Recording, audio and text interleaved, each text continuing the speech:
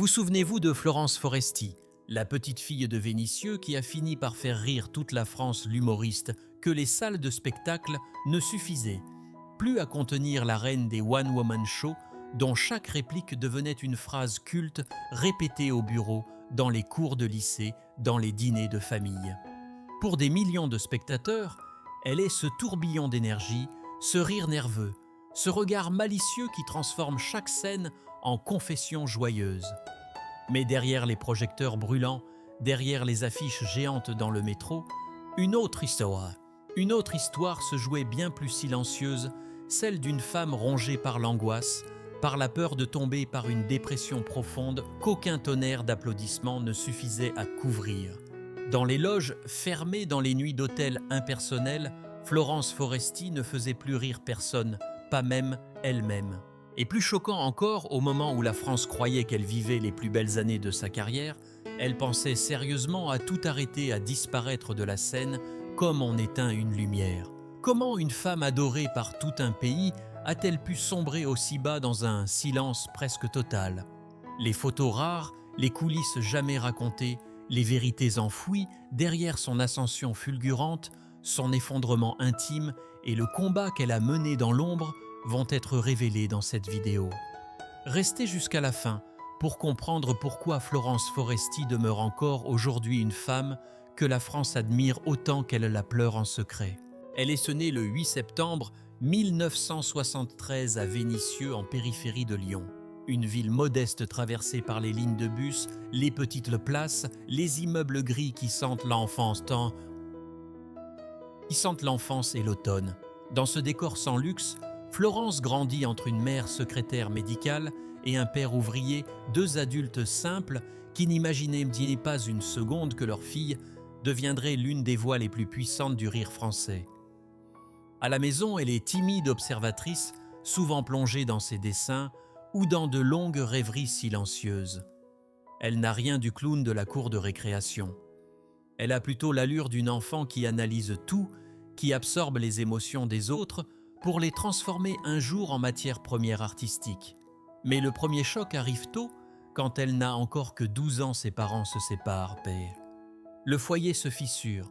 La petite fille se retrouve partagée entre deux univers, deux silences, deux façons de grandir. Cette rupture est son premier gouffre, celui qu'elle ne formulera jamais vraiment, mais qui marquera sa façon de regarder le monde avec humour, oui, mais surtout avec une sensibilité à vif.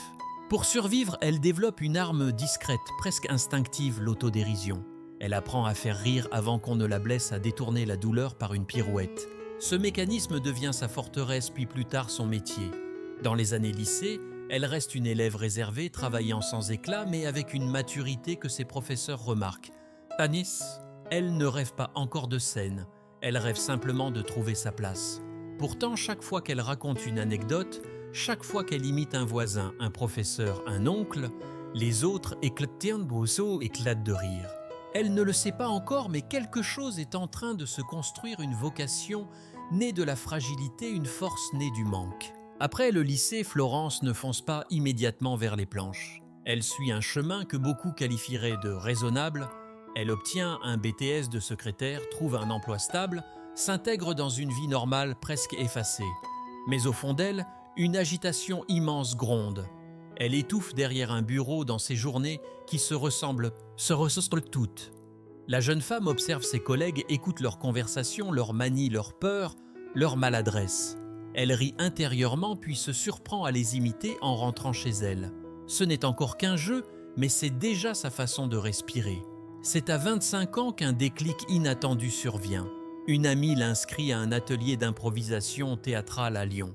Florence n'ose pas refuser. Elle y va presque à reculons, mais le premier soir, quelque chose se produit. Sous les projecteurs faibles de la petite salle, au milieu d'inconnus aussi nerveux qu'elle, une énergie brute se libère. Sa timidité se fissure, son humour jaillit. Elle découvre un territoire où elle peut enfin tout dire, tout transformer, tout exagérer. La scène devient une délivrance. Les premières années sont difficiles. Florence enchaîne les petits cafés et théâtres, les salles minuscules, les soirs où la moitié du public ne rit pas, les moments où elle doute de tout. Mais elle persiste. Elle réécrit, recommence, observe les autres humoristes avec une précision chirurgicale. Puis un soir, tout bascule, un producteur parisien assiste par hasard à son passage. Il est frappé par son rythme, sa nervosité comique, ce mélange unique de fragilité et de ferveur. Quelques semaines plus tard, elle monte à Paris. La capitale est rude. Les auditions s'enchaînent, les refus aussi. Paris a vu défiler des centaines d'humoristes. Il en faut beaucoup plus pour bousculer la ville. Pourtant, Florence ne renonce pas. Elle joue dans des caves, dans des sous-sols, dans des bars où les clients ne savent même pas qu'il y a un spectacle. Et puis un jour, à force de persévérance, elle décroche un premier rôle régulier dans l'émission « On a tout essayé » de Laurent Ruquier. Là, tout change. La France découvre enfin ce visage singulier et cette petite voix qui fuse comme une flèche. Ce n'est pas encore la gloire, mais c'est la porte entr'ouverte. Celle que l'on attend depuis des années d'efforts invisibles. Lorsque Florence Foresti apparaît pour la première fois en prime time, quelque chose d'inédit se produit. Son humour nerveux, son jeu physique, sa capacité à transformer le quotidien en une fresque hilarante captivent immédiatement le public. Elle ne ressemble à personne, ni aux humoristes traditionnels, ni aux imitatrices classiques. Elle est un corps en mouvement, une tempête d'expression, une femme qui ose parler de maternité, de complexe, de solitude, de peur du jugement. Tout ce que des millions de Français ressentent sans jamais le dire à voix haute. Les salles commencent à se remplir à une vitesse vertigineuse. Son premier one-woman show, manquerait plus qu'elle soit drôle, devient un phénomène. Les critiques saluent une artiste qui sait tout faire écrire, jouer, imiter, danser, improviser. La presse la qualifie de révélation puis de star. Les affiches se multiplient dans le métro parisien. À chaque passage télévisé, l'audience grimpe. Le pays semble s'être trouvé une nouvelle reine du rire. Avec la tournée, Florence découvre un autre rythme, celui des voyages incessants, des réveils, dans des chambres d'hôtel identiques, des loges glaciales où elle s'échauffe seule avant que le rideau ne s'ouvre sur 1000 visages impatients. Devant le public, elle explose de vie. Elle bouge, elle hurle, elle respire le rire comme on respire l'air. Le succès est si massif qu'elle ne peut plus sortir dans la rue sans être reconnue. On la sollicite, on l'admire, on l'envie. Mais dans ce tourbillon de gloire, une fissure se creuse déjà, fine mais tenace. Florence commence à sentir le poids de la performance de la performance permanente, cette obligation de faire rire à tout prix, d'être celle que tout le monde attend, d'être un soleil même les jours où l'intérieur s'assombrit. Les applaudissements couvrent tout, sauf sa fatigue, sauf ses angoisses, sauf cette sensation étrange que plus elle monte haut, plus le sol disparaît sous ses pieds. La France ne voit que la star. Elle déjà commence à se perdre. Au sommet de sa carrière, alors que la France rit à chacune de ses apparitions, la vie de Florence Foresti commence à se fissurer de l'intérieur. Le contraste est violent sur scène, elle est l'incarnation de la joie du mouvement de la légèreté. Mais une fois les projecteurs éteints, une autre femme apparaît.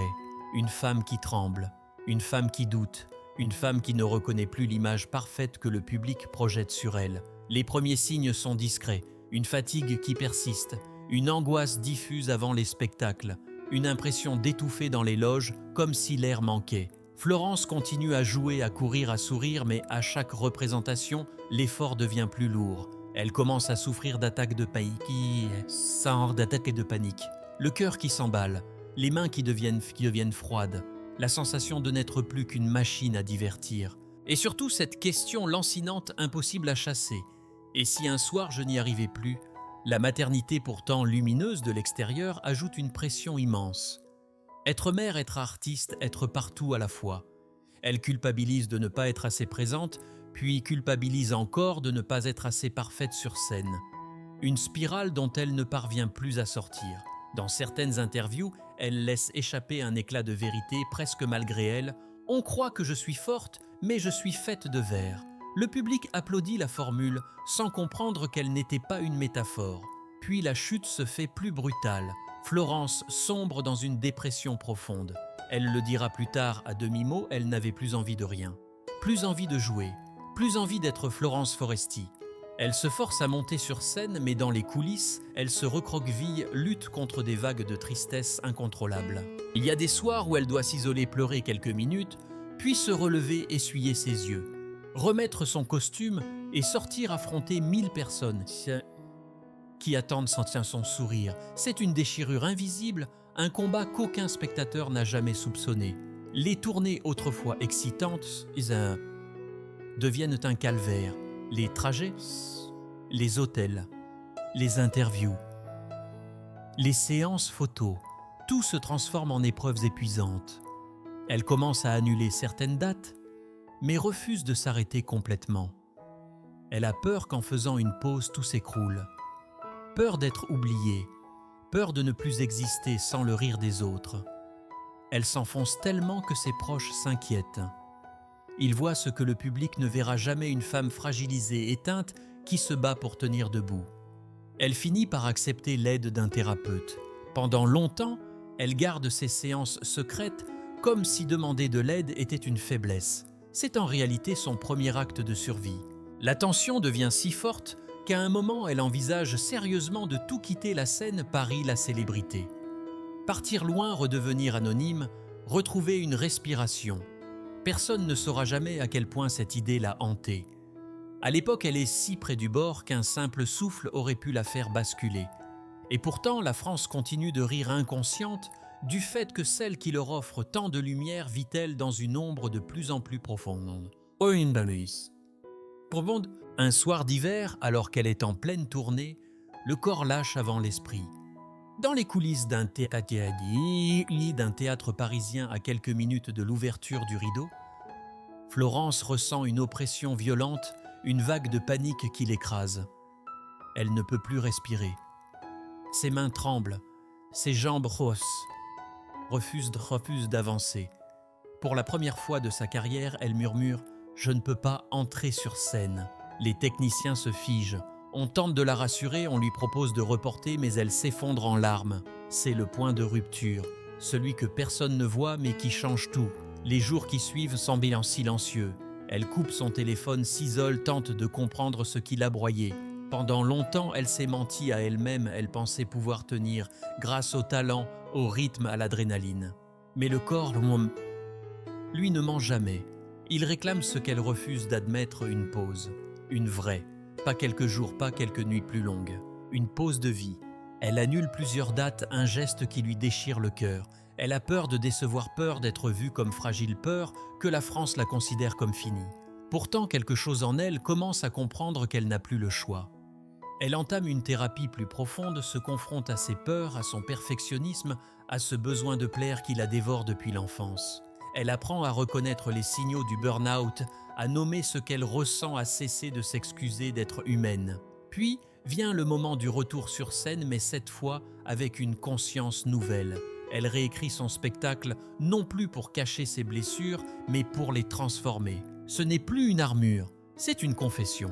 Dans ses sketchs, elle évoque ses angoisses, la maternité, la peur permanente de ne pas être à la hauteur. Le public rit, mais avec une forme de tendresse différente, comme s'il comprenait enfin ce qu'il n'avait jamais voulu voir derrière la comédienne. Il y a une femme. Ce retour marque un tournant. Florence ne joue plus pour survivre. Elle joue pour exister autrement. Elle choisit ses projets avec soin, refuse. Certains plateaux imposent un rythme qui respecte son équilibre. Elle découvre une liberté qu'elle ne s'était jamais accordée, celle de dire non. Et peu à peu, sans bruit, elle renaît. Cette renaissance n'a rien de spectaculaire. Ce n'est pas un triomphe brillant hollywoodien, c'est quelque chose de plus rare, de plus intime. Une femme qui retrouve sa respiration, qui reconstruit sa joie sans se sacrifier. Une femme qui comprend qu'on peut être forte, même en tombant, qu'on peut être admirée, même en avouant sa peur.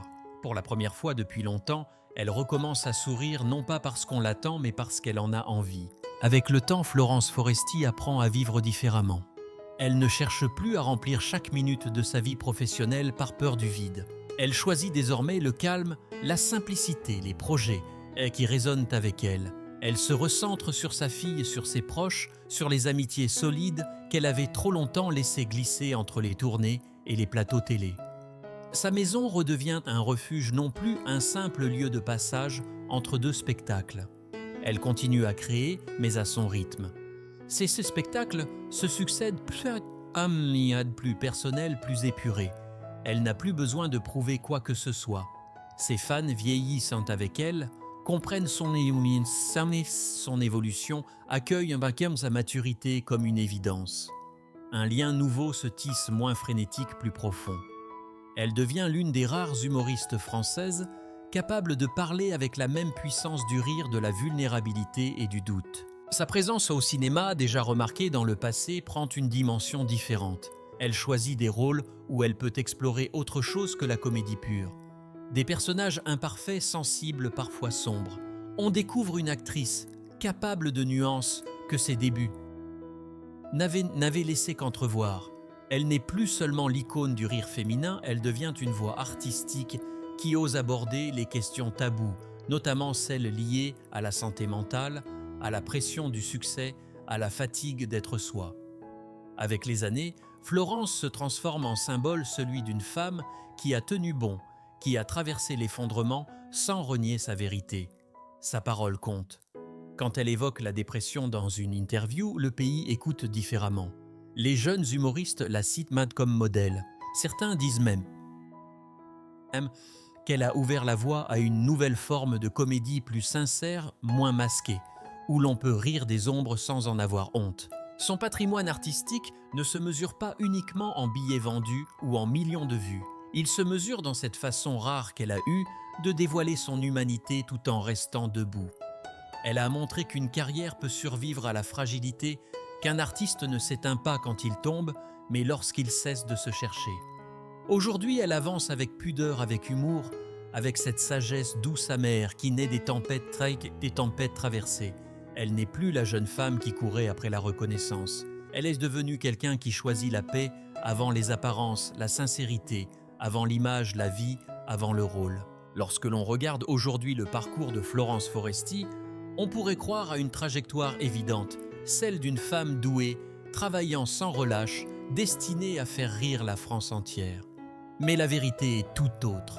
Son histoire, loin d'être une ligne droite, est une succession de fractures de doutes, d'élans de silence. Une guerre intérieure longtemps cachée derrière un sourire que tout le monde croyait indestructible. Elle-même l'a compris tardivement, le rire n'est pas un bouclier, c'est une lumière fragile. Et dans l'ombre de cette lumière, il y a la fatigue, l'angoisse, la pression, la solitude.